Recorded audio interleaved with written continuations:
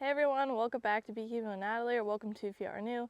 Went ahead and put the veil on today because the sun is out and shining, so it's in my eyes. But it's a really nice day out today. It's like, I think 60 and sunny, which is pretty crazy, which sounds kind of cold, but it's actually really warm and a little hot. I'm sweating a little bit. So that's been really nice. Everything's dying, so it doesn't look super great outside, but we're getting to that point of the year where we're going to get snow. We had a little bit of snow, but it didn't last. So I'm just waiting for that, but it's also been kind of nice for this warm weather because we've been able to do some hive inspections. We get questions all the time about when you can check your bees, and I have people question me all the time if it's too cold out.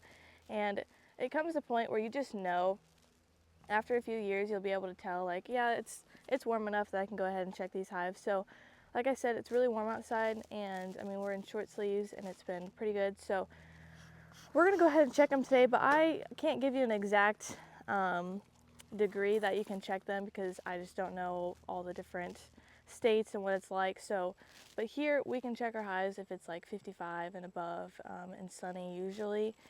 And you can check your hives when it's pretty cold outside. It's just not keeping them open for that long. But like on days like this, it's perfectly fine to be checking them. So we're gonna check this nuke out today. I have no idea what it looks like. I fed them not that long ago, and that's why they have the lid kind of propped up like this, because I put a ziploc on them. I've talked about ziploc feeding before, and I filmed a few videos on it. We really like it. We tried it out a few years ago, and we do it on a lot of our nukes because it's a good way to get some feed on them without taking up some frame storage. Because if you're doing an in-hive feeder, those frame feeders, it's a little bit harder just because you're taking away the frames that you can be putting in there with bees on it and brood and food and all that. So ziplocs are really nice. You can do jar feeding too. We never like jar feeding. A little bit of a mess, and we never like the ones that are like up in the front too. So anyway, we're gonna check them out, see what they're looking like. This was on top of one of these hives. I don't remember which one it was, but fun story actually, all three of these hives were on this bench and they fell forward. And so that was super fun to pick up because it was rainy that day and there was bees everywhere. It was awful. Anyway, it was on one of the hives, so we ended up just pulling it back a little bit. And I don't really know what the plan is over here. This is kind of the yard that just gets thrown together and we hope that they live. I'm not gonna lie. So let's just open them up, see what they're looking like. I wasn't sure if propping the lid up like this would help them or not with the Ziploc. Looks like they took it. The chances of it spilling out aren't very high because you can cut it and then watch them for a little bit and they'll immediately go to that Ziploc and start feeding off of it. So I have a picture somewhere where you can just see them really getting that syrup. They just kind of stick their tongue into that slit that you make. So it looks like they took that pretty well. It's kind of awkward placement right now, but there's a decent amount of bees in here right now. Looks like this frame's a little empty, but we're just gonna pull it out and see how they're looking. They've been a little clustered up. Some of them you open and they're just everywhere, and then others, yeah, they've got a pretty good amount of weight to them, which is great. Another thing that people talk about all the time is not being able to overwinter nukes. But this is a 5-frame nuke right here, and I have a pretty good feeling it'll make it through the winter. Of course, there's always those chances that it won't, but maybe we'll do an update later next year and see if they made it through winter or not. We have overwintered nukes for years now, and they seem to do really well, especially double nukes. Those do really great. So this is a little empty here. It's got a little bit of foundation on it, which they won't draw out now. Even though we're feeding, they won't. Let's see.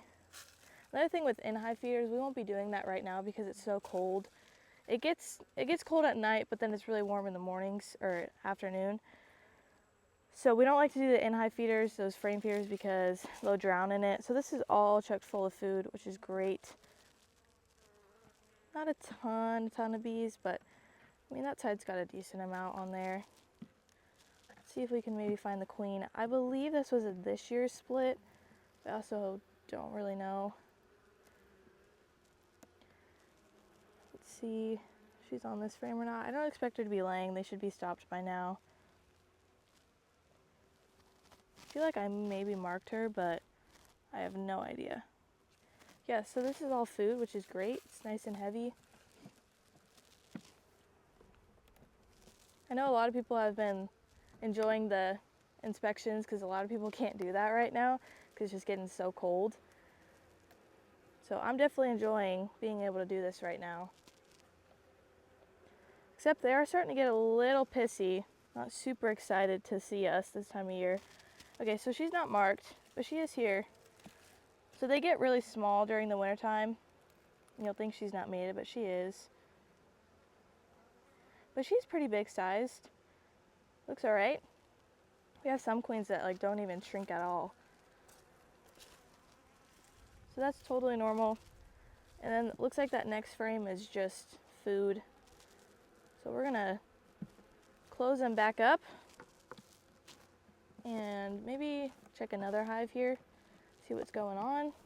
It's kind of just this time of year, we're just checking to see what's going on so we can figure out what they need and what needs to be done. So another thing we've been doing is combining hives, or we've been condensing them down into one box. Like maybe one of these is going to be moved down into one box if they're not in that top box a whole lot. And sometimes they're kind of weird and they'll just be in like the 4 frames in the bottom box and then the 4 frames in the top box. There's nothing on those outside frames. And we had a hive that we were checking up yesterday, I think, and they had pretty much all foundation on those side frames. So we went ahead and just put them into one single box, which is easier for them during the winter time because they don't have as much space that they have to take care of and clean up, or not clean up, keep warm basically. So it's a good idea to go through your hives earlier, or not early, but right before winter, just to see how they're looking and condensing them together, especially if you've got a few hives that maybe you've got a couple singles that don't look super strong, and so you can go ahead and combine the 2 of them. Just stuff like that, so they have a little bit of a better chance of making it through the winter time. Again, I have no idea what's going on in these hives, so we're just going to open it up to see. Oh, you know what? This is a fun hive, actually. Earlier in the year, I don't know what happened. I just walked in here and I was like, let's film over in this hive, and you can see they're all dead right here. So that's how I instantly knew that this hive had died. So this is going to be one that needs to be cleaned out.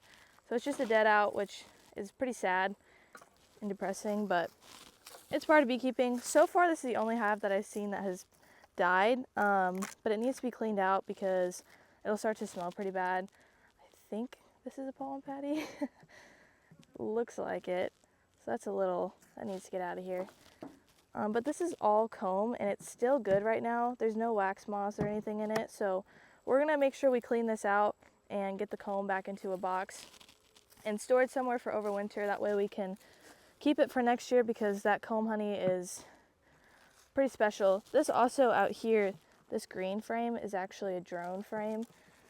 So it's only for drones typically. So let's pull this out and see if you can kind of tell. So you can tell like these, I hate the foundation on this one because it's light, so it's kind of hard to see, but this is all drone comb right here, so it's bigger.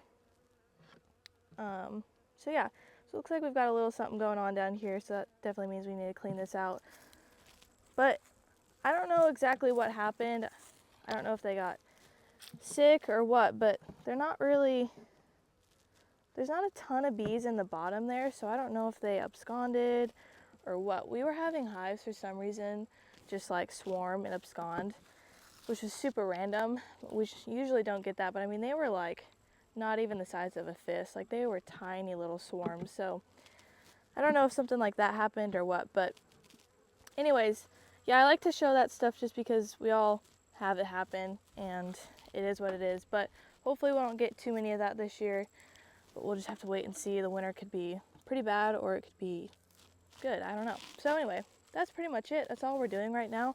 Thinking we're gonna go through and do some more feeding probably in the next couple days just to get them built up a little more because some of the hives need it for sure. But I think that's pretty much it. So thanks for watching today's video. Follow along for more bee adventures and be here next time on Beekeeping with Natalie.